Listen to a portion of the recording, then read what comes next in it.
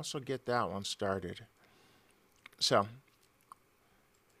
now we are also streaming to YouTube. Got a little bit 3 minute late start there, and let's figure out how to transition. Here we go. We'll just kind of head that way.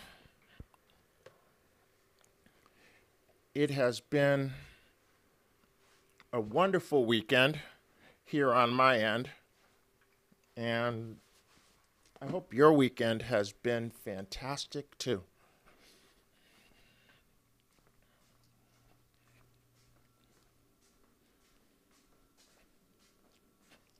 Okay, here I am. And let's see, it's Monday morning. Let me tell you about my weekend.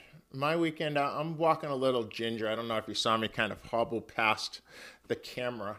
I spent Saturday and Sunday playing tennis matches against my 15-year-old daughter. You might have heard me talk on Friday about my anticipation of what was coming on the weekend. And sure enough, she took it to me.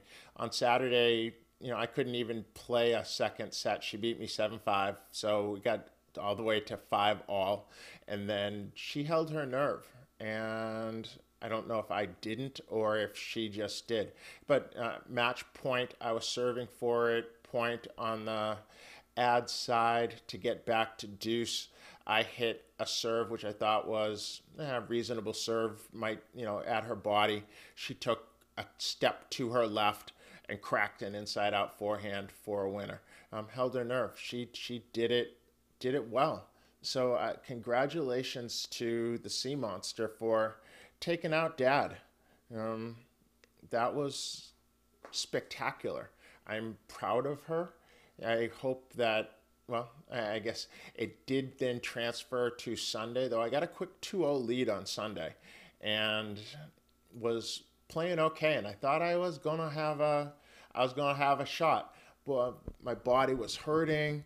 My wrist it hurt to make contact with the ball, but somehow I was doing well enough that I got the first two games. Well, after that, I only got one more. So she won the set 6-3.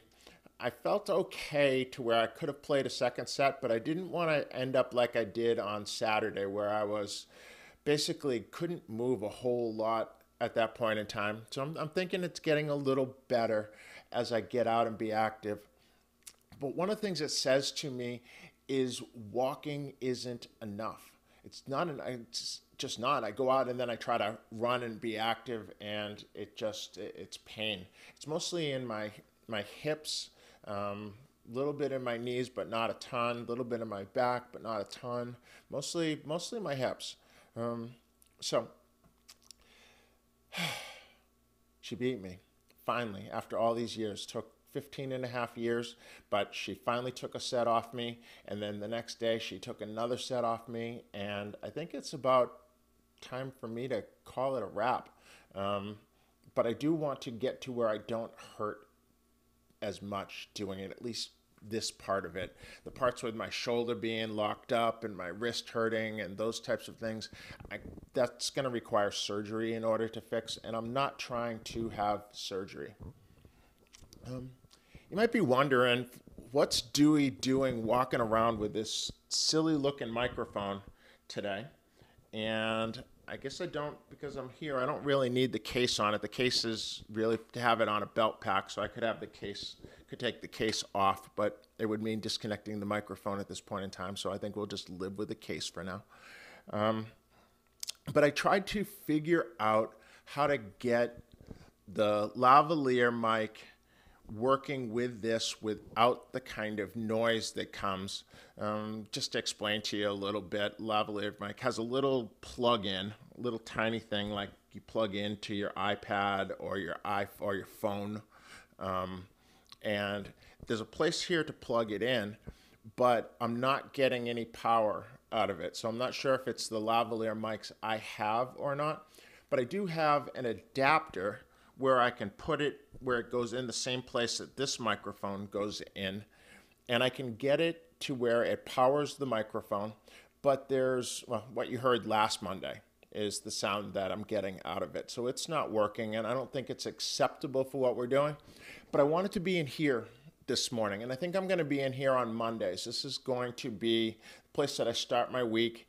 We're going to get together and share a cup of joe, and literally me being here, because I'm probably going to need another cup or my first cup. Generally not my first cup. That's the first thing I do when I walk in the kitchen in the morning, is I get the coffee started so that I can get my day started.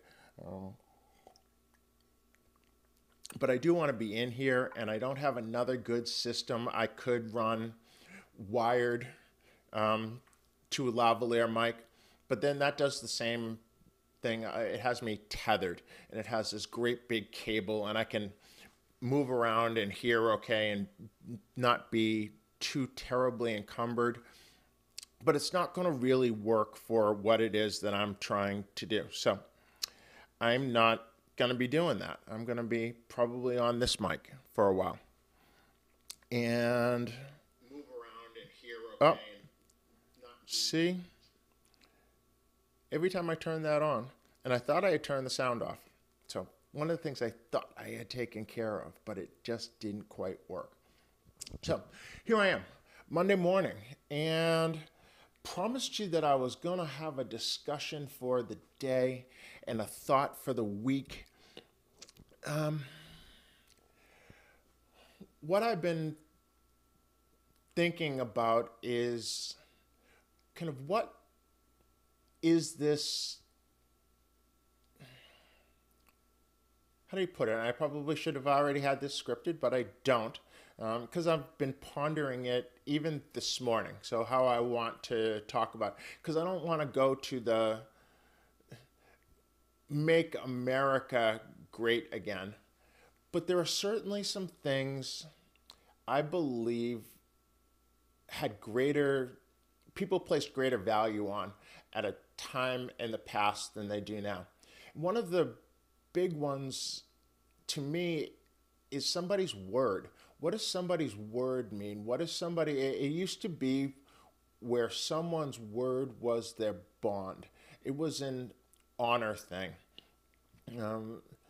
As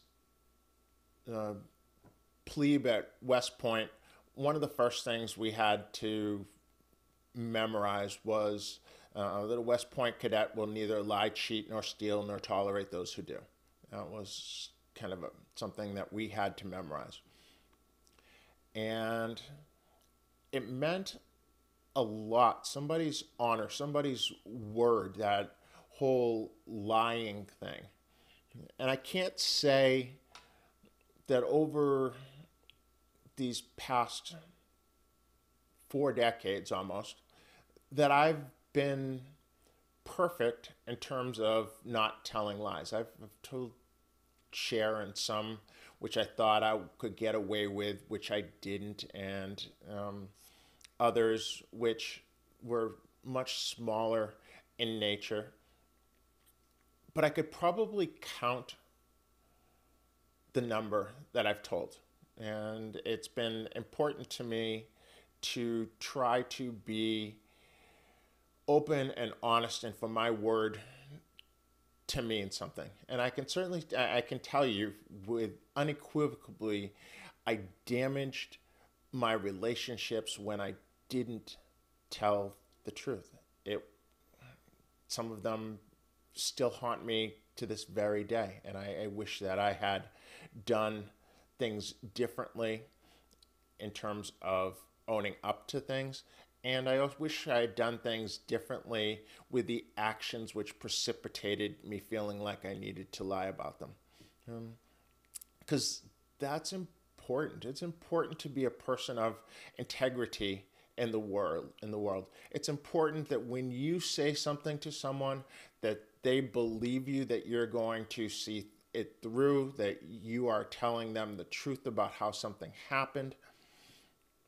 And that seems to have gone away. We don't place the same value on honesty and our word that we used to.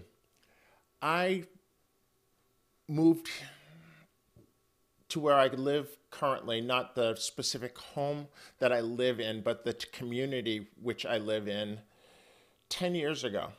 It was a situation where I was living in North Carolina, in Charlotte, and my ex-wife and three daughters and their stepdad and newly born brother were living in the Atlanta area, just north of Atlanta.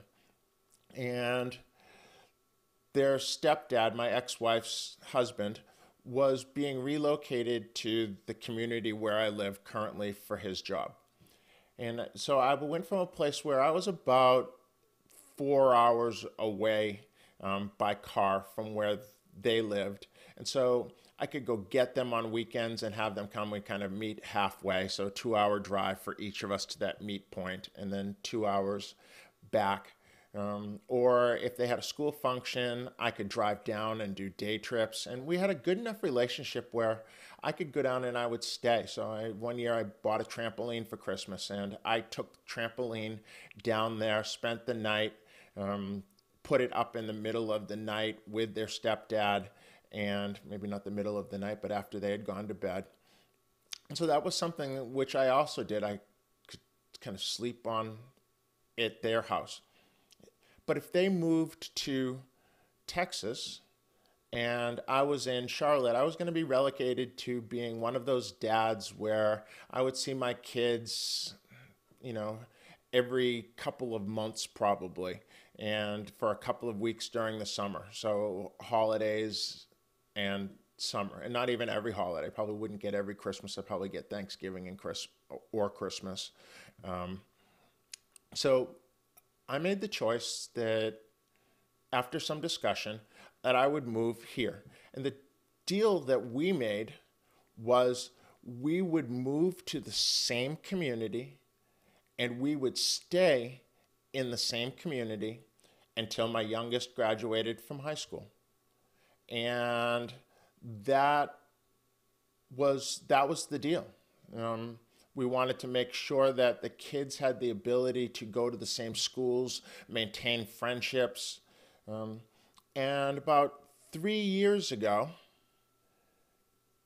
my ex and her husband decided that that didn't mean as much as some other priorities in their life. And they moved out of this town to the point where the kids were registered for school at their address. When the school system found out they had moved, the school system required with less than a week's notice that my middle daughter, who was a freshman in high school and playing on the school tennis team and enjoying her friends and enjoying high school, had to change schools. And she went she spun. It wasn't a good situation for her. And it took over a year for that situation to right itself.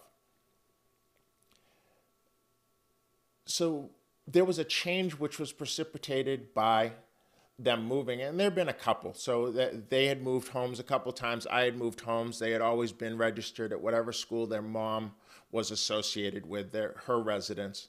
And at that point in time, once they moved out of the school district, the girls took up where I was, took my residence, and then moved to the schools that were associated with me. And I've lived here ever since. It has been important to me that there be continuity. And now I'm at a place where I'm struggling. I'm struggling financially. I'm struggling professionally. This whole change of moving away from running tennis centers to doing video production hasn't been as smooth as I would have wanted. I had hoped to have more time doing both so that we could get the one we were transitioning to more established.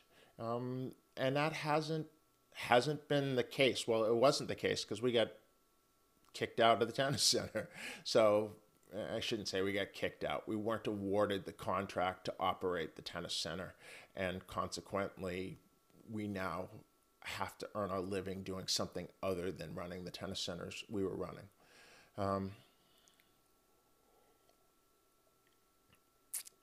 So it's a challenge. And the challenge is great enough that I have to think about possibly leaving the home that I'm in before the end of the summer. If some things don't turn around and don't turn around fast, I'm going to have to find a different place to live. So my word had been that the girls would be able to graduate from high school. My same daughter, who spun out of control freshman year because of having to change schools, has now established herself in her new school. She just is about to finish her junior year, so next year she'll be a senior.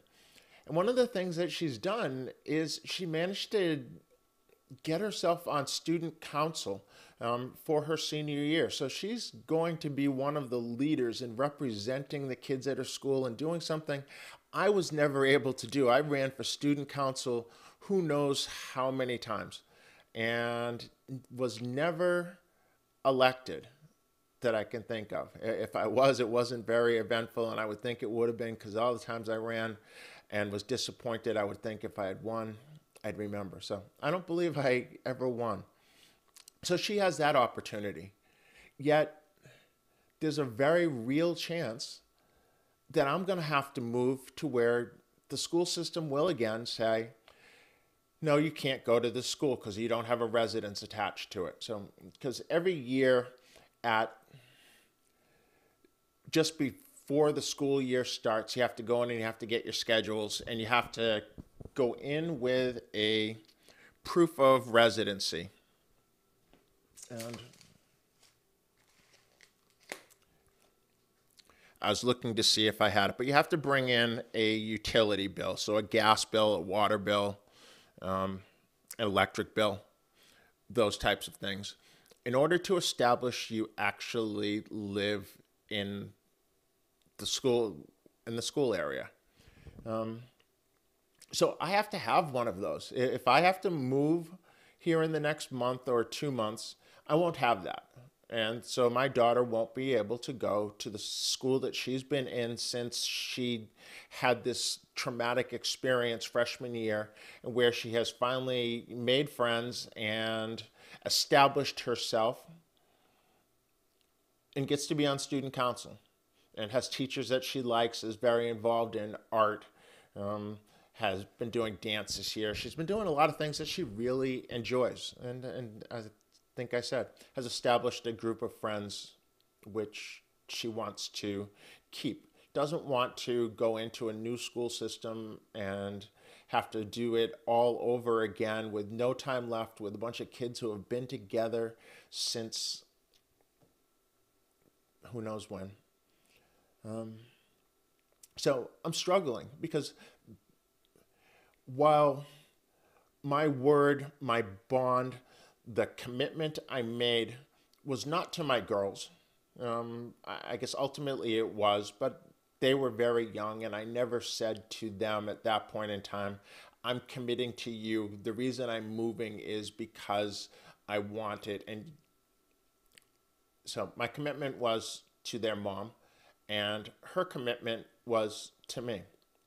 She broke her commitment, and it has played havoc on my kids' lives. And I guess here I am, I'm throwing shade on their mom, but oh well, because this is one of those really critical things I think we have to be thinking about all the time.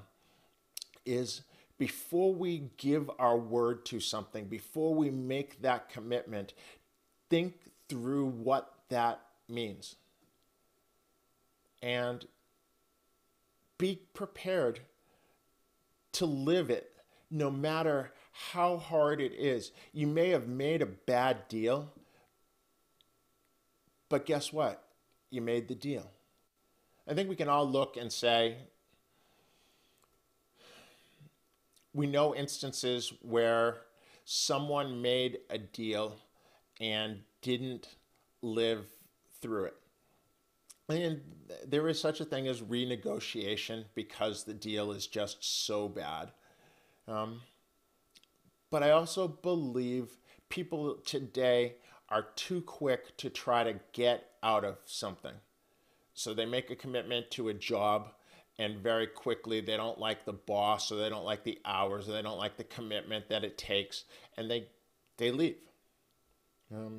Yet the other side also had an expectation. The person doing the hiring said, I'm going to take a chance on you. I'm going to devote time and energy to training you to where you can get up to speed and then become an asset to us as a company. And often it doesn't get to that point. Having been an employer for a long period of time, I've had several employees who have lasted less than a month, and some less than a week. And had many who haven't shown up for interviews have said, well, we'll be there, and then haven't. But that's a less, I guess that's also a commitment. It just doesn't, since I've never met those people, it doesn't have a lingering effect with me personally because I have no interaction with them. Probably has something to do with in the universe and what it believes about you at that point in time. So what's your word? What's your bond? What does that mean when you say you will do something to someone else? Or not do something to someone else when you tell someone you will do something. And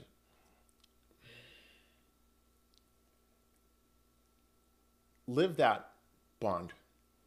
It is how you will be viewed by people for forever. And when you are not worthy of your word, when you do not live up to your word, it taints how people feel about you for forever.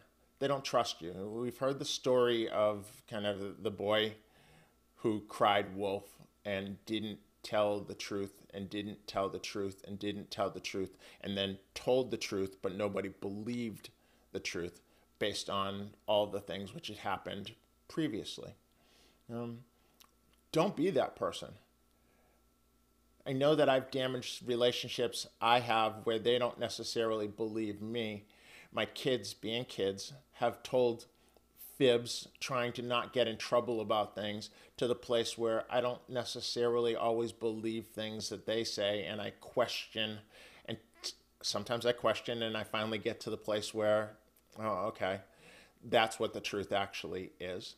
And know that you're not going to get away with it with the people who are closest to you, because we all have tells. We can think we are the absolute best tale teller there is, but we all have tells, and those around us know what those tells are. Some of them are common, of we don't look somebody in the eye when we're doing it, so we tend to look away and we talk and we do all of these things. But generally, they're more subtle, but the people around us know what they are. So that's my Monday. My Monday thought is, what does your word mean? What is your honor?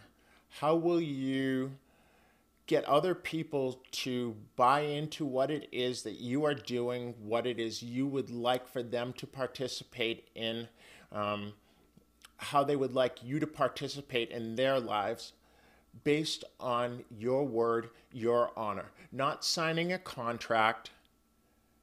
That's not what I'm talking about, because I think there was a day when, a lot of people operated businesses, partnerships, relationship based on handshakes. Look somebody in the eye. Sometimes it was like, oh, we're going to bond. It was supposed to, and shake hands. And that meant a ton at that point in time. And people knew those other individuals whose word was their bond. And you knew if that person told you they were going to do something, you never had to look back on it. You never even had to ask them if it was done. You never had to consider whether they were looking to get out of it and to do something else. That they would suffer rather than go back on their word. I don't think we do that enough today. We have such short little time spans that we operate in, that we don't look at things as being lifelong or even decades long. Everything is immediate. And while it was okay today, if tomorrow, I want to move in another direction, then I just move in another direction. So that's about what I got. I don't have, no. Gonna leave it like that. Hope you have a wonderful week. If you have off today, maybe you're doing a barbecue, maybe you're doing, I've got to take my 15-year-old to tennis. She asked her coaches what the schedule was for Monday. The coaches said, those of you in full-time, regular full-time schedule. So she's out there grinding away from 8 to 11 this morning, and then again from 1:30 to 3:30 this afternoon. That is her commitment, her word. She has said she's going to do it. The other people in her program want her to be there, to be that foil so that they can get better, iron sharpening iron. And so she's going to be there. Doesn't matter that it's a holiday. I'm not sure what I'm doing. I've got some things I would like to do today, but I don't have any special plans. Don't have a big group of people that I hang out with socially that have invited me to anything like that. So I'm going to get about the business of trying to figure out how we're going to stay here so that my daughter can graduate from the same school, and live that commitment. That's my word. That was my bond. I've got to figure it out. It's not going to be easy. But oh well. Those things which worth having in life are generally not easy, so I don't ever look for easy. I actually look for hard. This time I'm trying to do it without shooting myself in the foot, but oh well. Have a great day. I forgot to turn my iPad on where I can shut the stream off from here, so I'm going to disappear from camera and go in and shut this off, but I certainly hope that you have a wonderful day. Peace.